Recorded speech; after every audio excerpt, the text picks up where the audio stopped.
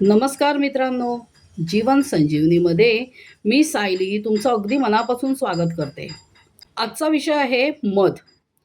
मधाचा उपयोग जर तुम्हाला सतत खोकला येत असेल, तर 1 चमचा मधात चिमूटभर हळद आणि आल्याचा रस मिसळून चाटण करा.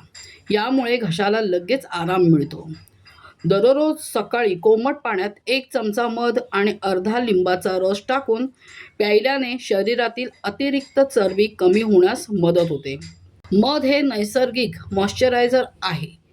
त्वचेवर मध लावल्याने म्हणजे चेहऱ्यावर मध लावल्याने त्वचा मऊ होते आणि चेहऱ्यावरील डाग कमी होतात. सगळ्यात महत्त्वाची टीप, मध कधीही उकळत्या पाण्यात किंवा गरम अन्नात टाकू नये. ते कोमट पदार्थाबरोबरच सेवन करावे. आजचा व्हिडिओ जर तुम्हाला आवडला असेल तर लाईक करा, सबस्क्राईब करा आणि शेअर करायला विसरू नका. धन्यवाद.